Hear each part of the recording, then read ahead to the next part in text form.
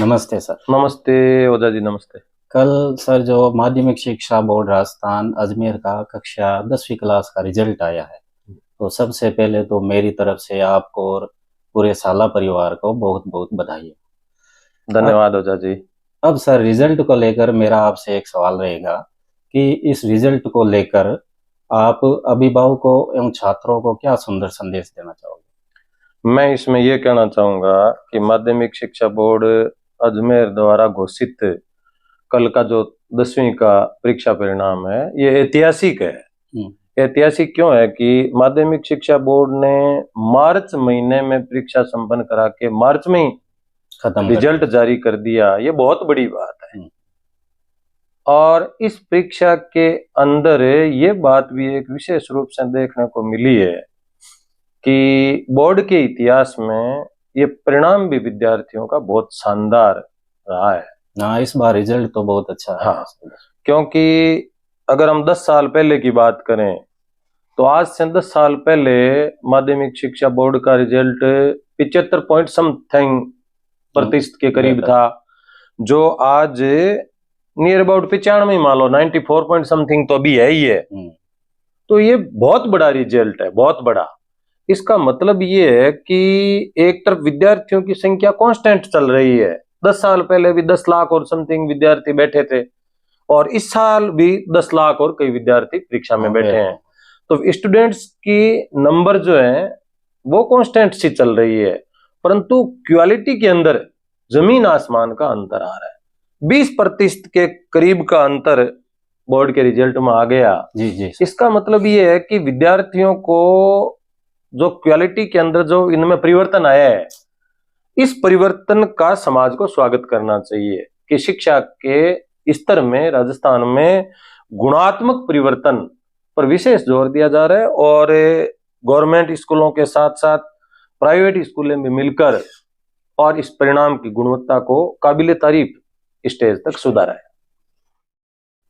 Sir, परीक्षा परिणाम को लेकर छात्रों और बच्चों में एक अलग ही तनाव देखने को मिलता है, तो इस बारे में सर कुछ आप हमें बताएं। मैं ये कहना चाहूंगा कि तनाव की तो आप बात जहां तक कर रहे हैं, तो आजकल तनाव अभिभावकों पर ज्यादा है छात्रों की अपेक्षा। और अभिभावकों से मैं ये अपील करता हूं कि आप किसी भी दूसरे बच्चे से अपने बच्चे की तुलना नहीं करें। सही। क्योंकि आपके बच्चे के जैसा दूसरा बच्चा कोई धरती पर ही नहीं है। नहीं हो सकता। तो आप किससे कंपैरिजन कर रहे हैं इसकी? आपका बच्चा यूनिक है, अनेकों बुराइयां हो सकती है। आप किसी भी अच्छे पौधे को देखेंगे ना, तो उसकी जड़ें निश्चित रूप से कहीं न कहीं गंदे पानी में पक्की मिलेगी। तो आप उनकी बुराई क्यों देख रहे हैं बच्चे की? आप अच्छा ही देखें। ये बात बहुत अच्छी बताई सर आपने। अच्छा सर, मेरा एक सवाल आपसे और रहेगा कि विद्यार्थियों को परीक्षा परिणाम को किस नजर से देखना चाहिए, इस बारे में कुछ बताएं। देखो, विद्यार्थियों को ये बात देखनी चाहिए कि सफलता की रेखा कभी भी सीधी नहीं होती। सही। और उन्हें अपनी परीक्षा को जीवन की चुनौतियों के रूप में लेनी चाहिए। बिल्कुल सही। अभी 10वीं कक्षा का रिजल्ट जो आया है, इस परीक्षा में बैठने वाले विद्यार्थियों की उम्र 14 से लेकर के 16 वर्ष के तक की उम्र की। एवरेज उम्र। तो जीवन में अनेकों परीक्षाएं उनको देनी पड़ेगी। और कल जो रिजल्ट आया है, ऐसा रिजल्ट अगर उसकी 30 साल तक की उम्र का देखें, आज भारत की आबादी में जो 35 वर्ष से उम्र के जो है नहीं, भारत की 67% आबादी आ जाती है। अच्छा। तो भारत के अंदर परीक्षाओं का रोल जो है वो ज्यादा आबादी पर प्ले होता है। सही। तो मैं ये कहना चाहूंगा कि विद्यार्थियों को ये सोचना चाहिए कि सीढ़ियां उन्हें मुबारक जिन्हें छत पर जाना है। क्या बात। हमारी मंजिल तो आसमान है, रास्ता खुद बनाना है। क्या बात है सर, बहुत अच्छी बात कही है आपने। तो ऐसी अनेकों परीक्षाएं होगी। आप जीवन में ये मान के चलें कि पहले अपनी परीक्षा को पूरी ताकत के साथ जी सामना करो, पूरी तैयारी करके अपने पेपर दो। परिणाम आशा के अनुकूल आए, अच्छी बात है। नहीं आए तो भी परिणाम को विनोदी स्वभाव के साथ जी जी। स्वीकार करने की क्षमता रखो। और सही। जीवन को मैं तो अभिभावकों और बच्चों को दोनों को ये कहना चाहूंगा कि आशा के अनुरूप परिणाम 90% लोगों का नहीं आता। हाँ हम होता ये है कह सर। देंगे कि भी हम जितने काम करते हैं उसमें से 10 में से 9 कामों का परिणाम हो सकता है हमने जैसे सोचा था वैसे नहीं आया। नहीं, सही बात। 10% काम ऐसे हैं जिनका परिणाम अपनी आशा के अनुरूप आता है। जी तो जी। फिर हमें विपरीत परिणाम को सहन करने की क्षमताओं को विकसित करने पर जोर देना चाहिए। बिल्कुल बिल्कुल। अच्छा सर, एक सवाल मेरा आपसे और रहेगा कि वर्तमान समय में जो स्कूलों में सिलेबस करवाया जा रहा है, तो सिलेबस को लेकर आप शिक्षा विभाग को या अभिभावकों को या छात्रों को क्या कहना चाहेंगे सर? देखो, इस संबंध में मेरी राय ये है कि जी हमें विद्यालयों में ऐसे पाठ्यक्रमों पर जोर देना चाहिए जी जी। जिससे विद्यार्थी अपनी नैसर्गिक क्षमताओं का विकास कर सके।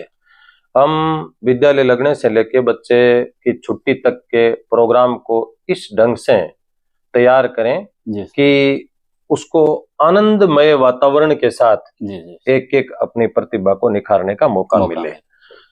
पाठ्यक्रम में भी हमें उन्हीं सब चीजों पर जोर देना चाहिए जो विद्यार्थी के जीवन में काम में आ रही है। जी जी जैसे विद्यार्थी उस चीज को पढ़ करके ज्ञान हासिल करेगा, जी सर। उसके बाद उसकी अंडरस्टैंडिंग पावर बढ़ेगी, फिर वो जीवन के अंदर उसका व्यवहारगत परिवर्तन होगा। जी जी। और ये सब चीजें होने के बाद में उसको जीवन जीने का कौशल आएगा। बिल्कुल बिल्कुल सर। विभिन्न प्रकार के ऐसे टूल उसमें, भाई शिक्षा क्या है, बच्चे को ऐसे टूल दे रहे हैं जिससे उसका भावी जीवन निखरे। उज्जवल बने, बिल्कुल निखरे। बिल्कुल। तो वो टूल अपन हाथ में देने वाली शिक्षा पर ही तो बात करेंगे। हाँ बिल्कुल, वही होना नहीं तो डॉक्यूमेंट का थैला लिए बच्चा घूम रहा है, बच्चे से पूछते हैं कि क्या आता है, क्या आता है, तो कुछ नहीं है, तो फिर ऐसी शिक्षा भी क्या काम की। बिल्कुल। तो हमें ऐसा सिलेबस डेवलप करना चाहिए जो नई शिक्षा नीति में बहुतों कंटेंट है, जी परंतु उन्हें धरातल पर ला करके सतत मॉनिटरिंग की आवश्यकता है, बिल्कुल। जिससे विद्यार्थी अपना ज्ञान बढ़ाए, अपनी अंडरस्टैंडिंग पावर बढ़ाए, अपना जीवन में अनुप्रयोग उन चीजों का कर सके और अपने कौशल विकसित कर सके। ऐसे बिल्कुल। सिलेबस पर मैं जोर देना चाहूंगा। बिल्कुल बिल्कुल सर। अंत में सर, इस बात को विराम देने से पहले मेरा एक सवाल आपसे और रहेगा कि आप अभिभावकों एवं बच्चों को क्या सुंदर संदेश आप देना चाहेंगे सर? देखो, सार के रूप में मैं यह कहना चाहूंगा जी कि सर। हमें बच्चों के लिए माइंडफुल एक्टिविटी पर जोर देना चाहिए बिल्कुल। और अभिभावकों को बच्चों को टाइम देना चाहिए। जब तक बच्चा साथ में है तो उसके मम्मी पापा, बड़ा भाई बहन, भौजाई, जो जी भी उसके केयर टेकर हैं, जी सर। उन सब को अपना मोबाइल साइड में रख करके बिल्कुल। बच्चे को यथोचित समय देवें। जी सर।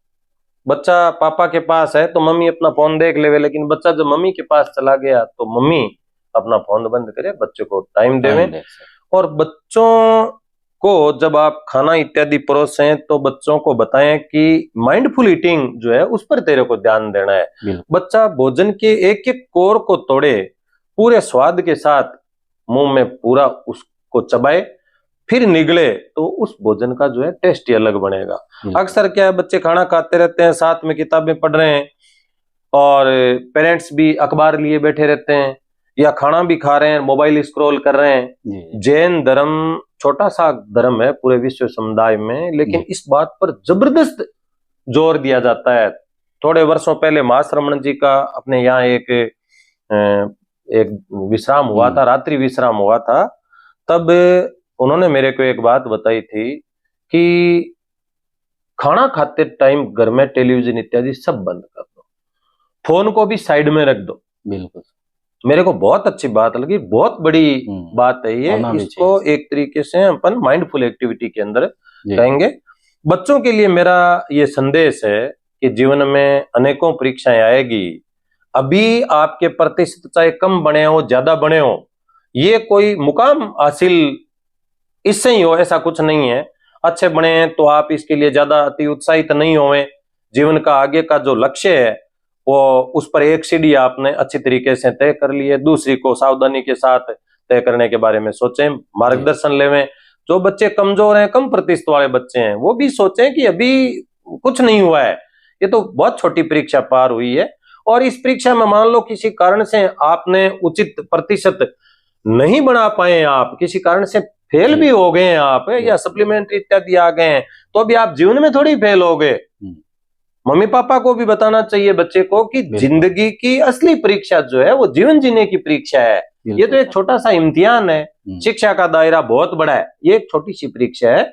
तो बच्चे जो है इस बात को ऐसे लेवें कि सफलता मिले न मिले ये मुकद्दर की बात है, लेकिन हम अपना प्रयत्न मन से नहीं करें, ये गलत बात है। बहुत ही अच्छी बात बताई सर आपने आज, और आपका बहुत बहुत धन्यवाद, आपने अपना कीमती समय हमें। आपका भी आभार है।